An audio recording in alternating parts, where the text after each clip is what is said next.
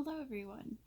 Um, so I am back with another COVID diary video. I am on day 13 of COVID-19 and thought that I would share a little bit more about what all has happened, more about the symptoms as they have developed, what this experience has been like, um, the path, which has been very exhausting. I think that's the best word for it. Exhausting and uncertain. Yeah, those are the two words I'm going to use the most is exhausting and uncertain. Um, so I'll also give some recommendations of things that have helped me and I think are good for people who either just realize they have COVID or don't have it, but good to know in case you develop it. So, one of the things I most recommend is record every symptom, every single symptom.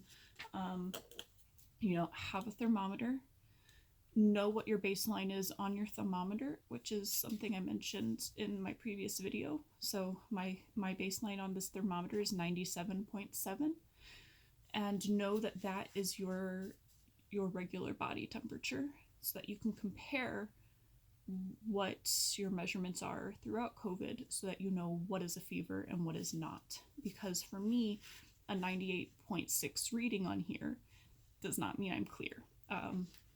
That's going to mean that I actually still have a fever and that I'm not safe to re-enter society. And I can physically feel that I'm not doing well. My recommendation is to record every symptom, record every temperature measurement, record what is happening, whether it's you've developed a sore throat, you've developed changes in coughing, you've developed changes in appetite, exhaustion levels, anything, because this is going to be very helpful for you to be able to tell your doctors, the nurses who may be keeping track of your care. This is all very good to know. Another thing is if you have access to a pulse oximeter, it is good to have. It's comforting to be able to still see that even if you are having problems, that your oxygen levels are still between like 98 and 100. However, for me, with my tachycardia increasing, it's been valuable to know that when I stand, my oxygen levels have dropped down to 93%. It takes a minute or two for it to go back up. That's good to be able to tell my doctors. It's good for me to know. And that the pulse oximeter also shows my heart rate, gives us an actual measurement of how many beats per minute that's increasing when I stand. So I go from, maybe 76 beats per minute sitting, and then I go up to 123 standing. So we know just how much of the jump it is, and we know how long it takes to go back down if it goes back down while standing, which, as we have found for me, it kind of doesn't right now. So the tachycardia has still been increased, but it is slowly improving. So taking a look at my symptoms, day 1 was sore throat. Day 2, sore throat worsened, the fever set in, and the exhaustion. I had to go and take a 5-hour nap that day, and I just felt dehydrated. The fever got pretty high. I went through the whole awfulness of the next day, starting to try to get testing, working with tons of different nurses and stuff. And 2 days of that, and basically getting all the way up to state level and still getting denied. I'm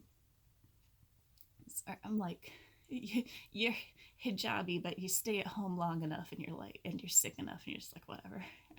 I went into the ER yesterday, and I just wore a hoodie and whatever. You don't care anymore. Anyway, on day it was day 4, I was presumed positive by the state. I was starting to have headaches and migraines, which I've had on and off ever since. I'm way more light and sound sensitive.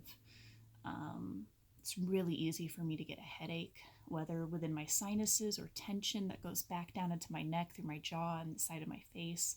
So basically any type of headache that I already am susceptible to, I'm getting a lot more of. And then also I've gotten occasional migraines, which I don't get nearly as many migraines as I used to because of a medication I'm on to help prevent that, but the migraines are fighting through.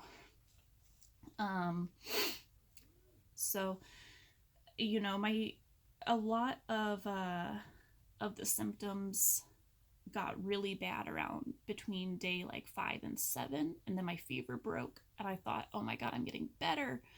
This is fantastic. And then about 40 hours later, my fever came back and I felt awful again. But during the short time periods when you're out of fever, you get energy back again. And boy, I felt stupid thinking that I was getting better. Like on night 6 when my fever broke, I actually like sent emails to some people who were asking about like how I was doing, and I'm like, I think I'm getting better. My fever broke. I think I'm on the road to recovery now. Yeah, and then having to send them new emails a couple days later and be like, I'm actually just as sick now and I'm not improving at all.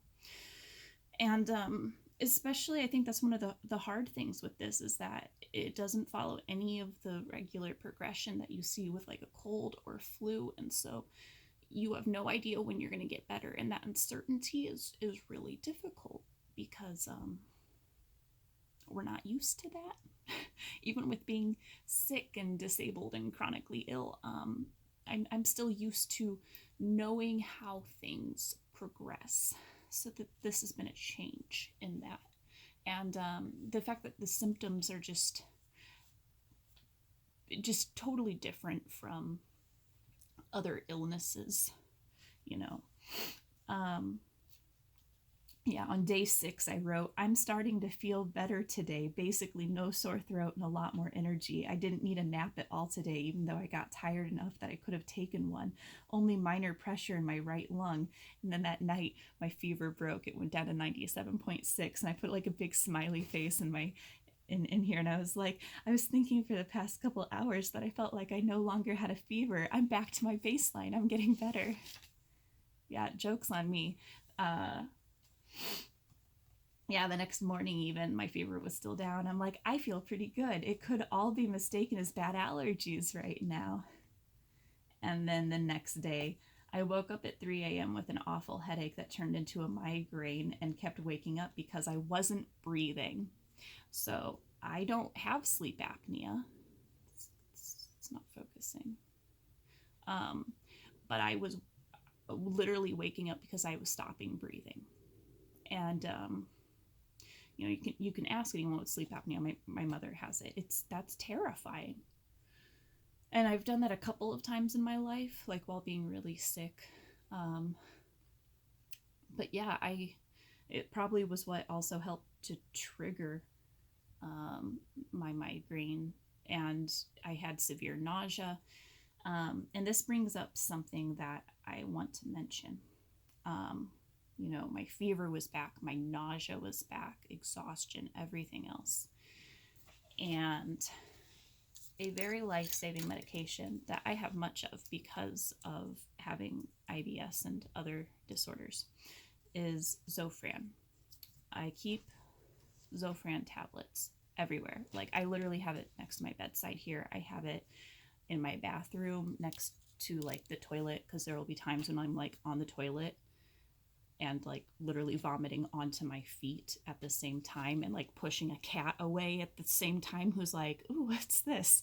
I keep it in my purse. I keep it in my backpack. I keep it like everywhere. If you suspect you have COVID, immediately immediately contact your doctor and see if you can get a prescription for Zofran. The generic is ondansetron. That's what I actually have. It's a tiny little pill. It dissolves. You can put it on your tongue, under your tongue.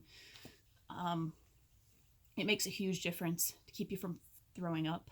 So especially for me, like I still have to be taking all my medications right now.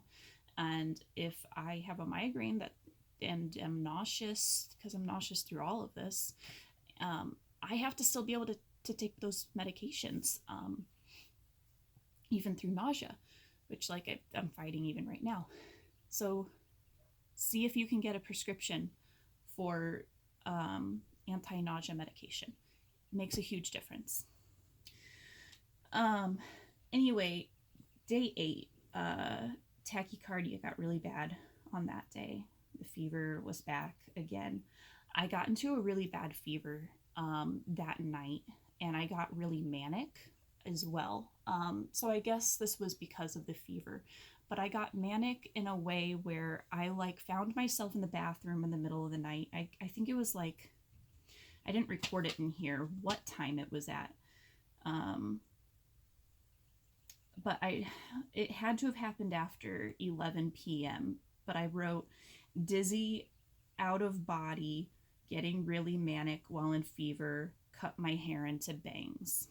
So basically what happened was I found myself in the bathroom. I don't know how I got there. And I like pulled all of my hair in front of my face and got like really, really, I keep going out of focus. Find me, camera. You can do it. Okay, there we go. And I had like pulled some of my hair in front of my face and got really, really bizarrely fascinated. I think it's probably the best word for it. Because I was like, look at all these different textures in my hair, and there's this patch that's growing in blonde. And like, I spent a half hour just pulling the fronts of my hair in front of my face and getting really obsessive. And then for whatever reason in my fevered state thought, well, now that all of this hair is in front of my face, the only logical thing to do is cut it.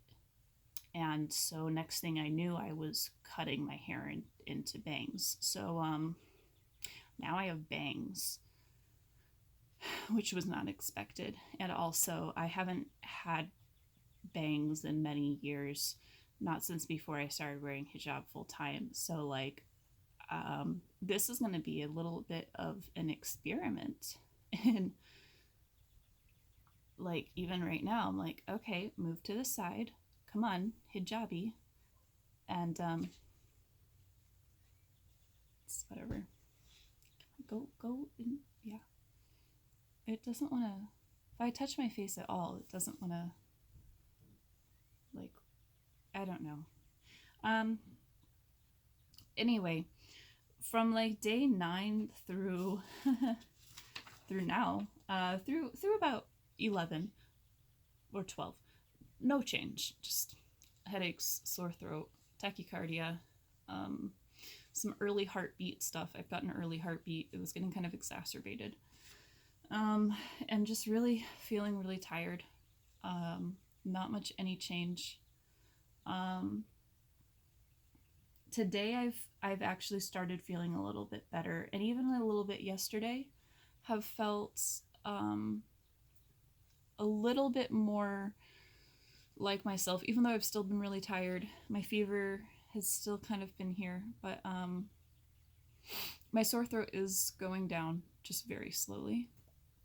So anyway, I'm going to make another video, and I'm going to talk about more minor symptoms. I'm going to talk about my visit to the hospital. I'm going to talk about less than helpful guidance that I've been given, and some more of my recommendations.